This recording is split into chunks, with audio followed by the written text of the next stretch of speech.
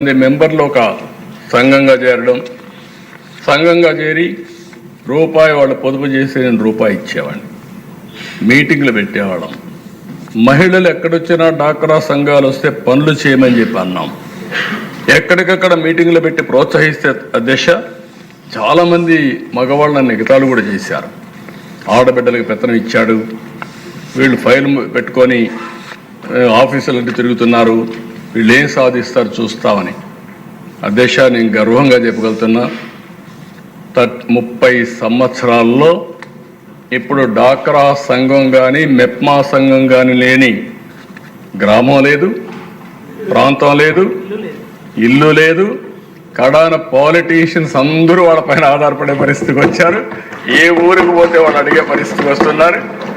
ఆఫీసర్లు పోయినా కూడా ఏ పని చేయాలన్నా డాక్రా సంఘాల సహకారం తీసుకునే పరిస్థితికి వచ్చారంటే అది దూరదృష్టితో చేసిన కార్యక్రమం అని చెప్పి మరొక్కసారి ఈ సభ ద్వారా మీ అందరికీ తెలియజేస్తున్నాను అధ్యక్ష.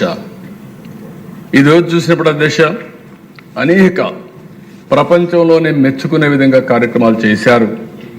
మొన్న నేచురల్ ఫార్మింగ్ వచ్చింది. నేచర్ ఫార్మింగ్ వస్తే ఆడబిడ్డల ముందుండి ఈరోజు 10 లక్షల ఎకరాల్లో ఉంది. నేను 10 నుంచి 20 లక్షల ఎకరాలకు వస్తున్నాం. నేను అందుకే చెప్పాను 50 లక్షల ఎకరాల్లో ప్రకృతి సేద్యం చేస్తామని ధైర్యంగా చెప్పానంటే దానికి కారణం డాక్రా సంఘాలని చెప్పి మరొకసారి మీ ద్వారా వారందరికీ విజ్ఞప్తి చేస్తున్నా. అధ్యక్ష ఇదే సభలో మనం చూసాం 5 సంవత్సరాలు అమరావతి మహిళలు ఎంత విరోచితంగా పోరాడారు అధ్యక్ష. ఏంటి వాళ్ళు చేసిన తప్పు? ఇక్కడుండే రైతాంగం అమరావతి రాజధాని కోసం 29,000 మంది రైతులు 34,000 ఎకరాలు భూమి ల్యాండ్ పూలింగ్లో స్వచ్ఛందంగా ప్రభుత్వానికి ఇచ్చారు. రాజధాని కట్టుకోవడానికి ఇచ్చారు. ల్యాండ్ అనేది ఒక సెంటిమెంట్, తరతరాలుగా వచ్చిన భూమిది.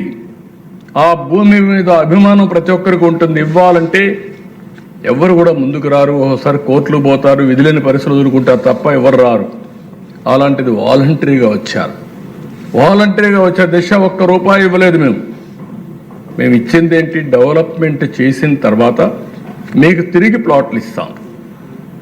మీరు ఈ ల్యాండ్ ఇస్తున్నారు కాబట్టి మీకు లైవ్లీహుడ్ కోసం యాన్యుటీ కింద ఇస్తామని ఒక్క మాట చెప్తే నమ్మకంతో ప్రపంచంలో ఎక్కడా జరగనటువంటి ఎక్స్పెరిమెంట్, ఒక స్ఫూర్తి ఈ అమరావతిలో జరిగింది.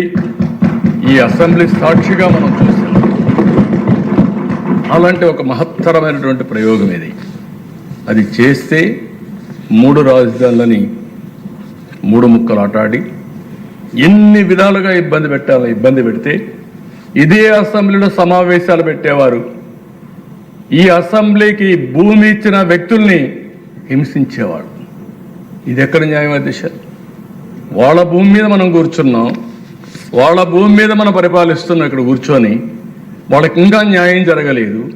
ఆ న్యాయం జరిగినప్పుడు వాళ్ళు ఇచ్చేస్తే 5 సంవత్సరాలు ఆందోళన చేశారు.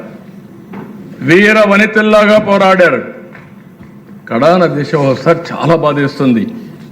వాళ్ళ ఇండ్ల పైన బాత్రూముల పైన డ్రోన్స్ ఎగరేసి పైశాచిక ఆనందాన్ని పొందారంటే ఏమనాల పాలకుల్ని? వీళ్ళు మనుషులేనని చెప్పి కూడా అనుమానం వస్తుంది. కడాన వాళ్ళు న్యాయస్థానం టు దేవస్థానం తిరుపతి వరకు వెళ్ళాలని పాదయాత్ర చేసి ప్రజా చైతన్యం కోసం వాళ్ళు చేసిన త్యాగాలు చెప్పుకుంటూ వెళ్తూ ఉంటే భోజనం చేయడానికి కూడా హాల్ ఇవ్వలేకుండా, అకామిడేషన్ ఇవ్వకుండా చేస్తే రోడ్డు మీద భోజనం చేసి అక్కడనే పడుకొని తిరిగారు దిశ.